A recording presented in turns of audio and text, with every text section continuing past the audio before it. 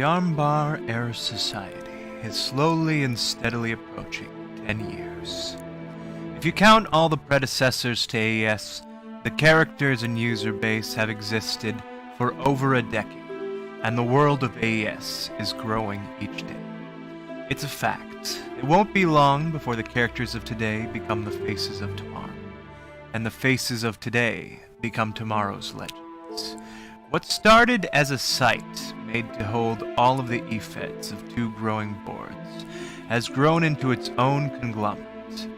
From the very beginning until its eventual end, AES has always been a creative outlet that its users pour its heart and soul into, and it shows. It's important to remember that behind every single character inducted into the Hall of Fame is a story, a character that captured people's hearts and minds, and a journey. It's never one single person who makes the dream work.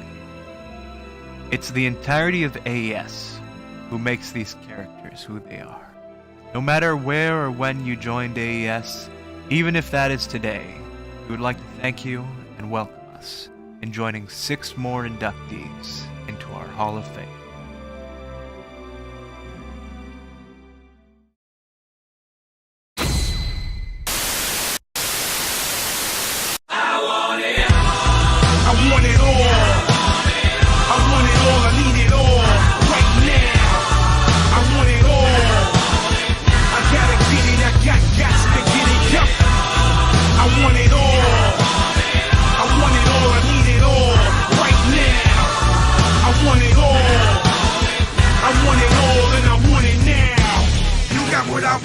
I need it right now. Give it to me, baby. I don't care how.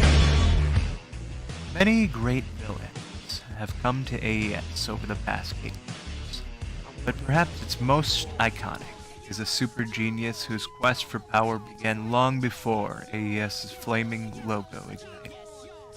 Before there was the Mastermind, there was the beloved Psycho Dinosaur, a goofy martial arts lucha dino that captivated an audience who cheered him on win or lose.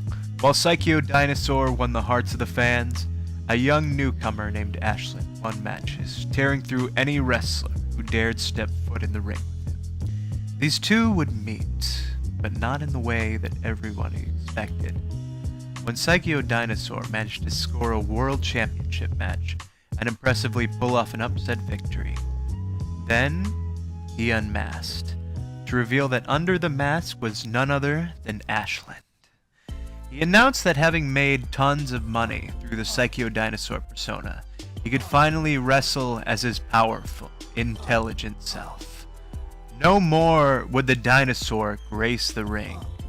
He took up a new name that day: Austin Ashe.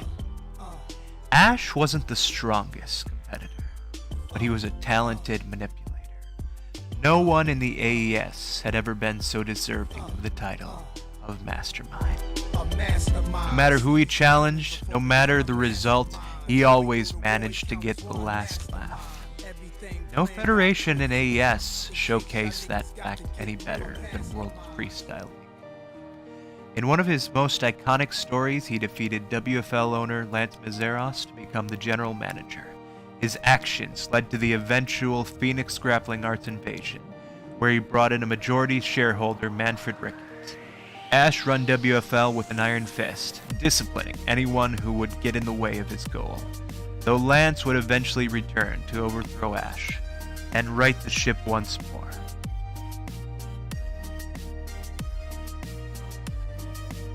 Ashe would go on to have memorable runs in a tag team with Red Deck Ninja, but eventually would fade from AES. That is, until 2013.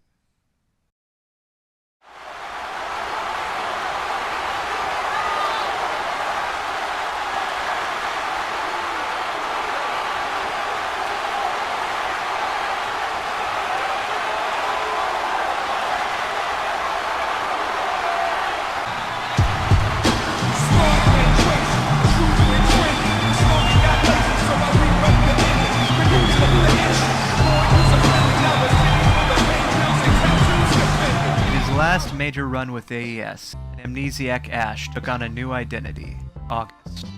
debuting in CNW to confront its world champion Juan Cortez. With feuds against Cortez and Gavin Gamble in the books, Ashe would then lay low until finally appearing on Primetime to confront C. Ravon, revealing that his memory had returned and taking the name Auguste Ashe to symbolize his road to repentance. Austin Ashe went full circle, from a villain feigning heroism to a true hero of AES. He still has one last match in AES coming up, against one of the current biggest names in AES today, C. Ravon. It could be the final time we ever see Ashe in a ring, but he'll be heading into that match with one more accomplishment under his belt. As the first inductee into the 2019 AES Hall of Fame.